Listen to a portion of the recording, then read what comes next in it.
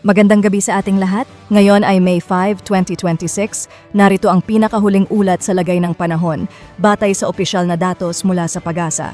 Sa kasalukuyan, nakapasok na sa loob ng Philippine Area of Responsibility ang low pressure area na mas malapit sa ating kalupaan. Huli itong namataan sa layong 910 kilometers silangan ng northeastern Mindanao.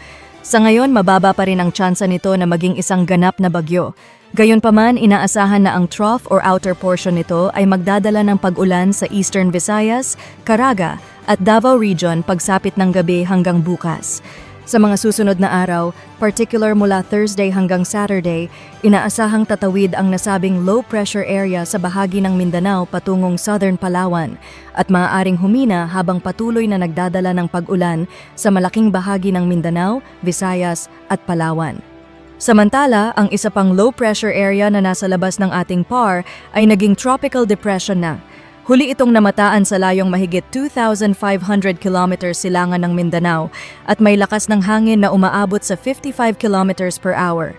Inaasahang kikilos ito pakanluran hanggang pakanluran-hilagang kanluran at maaaring pumasok sa ating area of responsibility pagsapit ng Sabado o Linggo.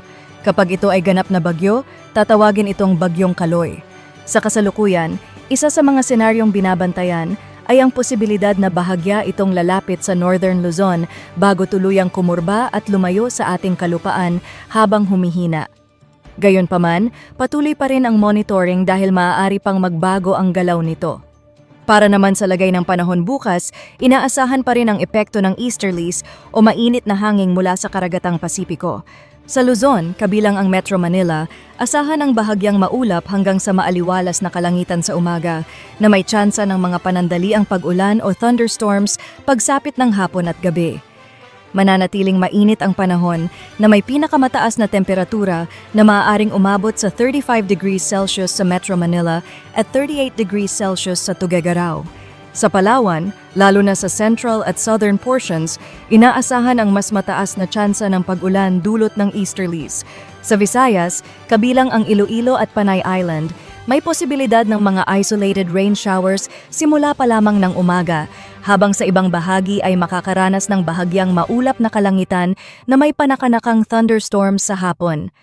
Ang temperatura ay maaaring umabot hanggang 32 degrees Celsius.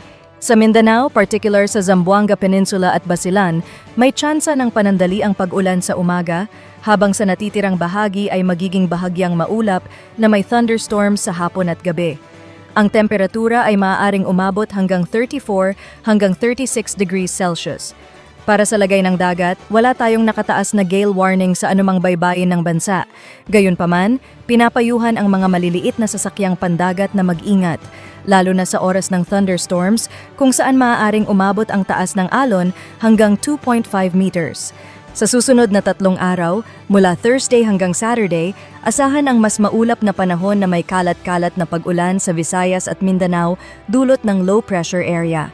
May posibilidad ng pagbaha at pagguho ng lupa sa mga lugar na makakaranas ng tuloy-tuloy o malalakas na pag-ulan. Sa Luzon, karamihan ng mga lugar ay mananatiling bahagyang maulap hanggang sa maaliwalas, ngunit may tsansa pa rin ng mga panandaliang thunderstorms, lalo na sa southern portions.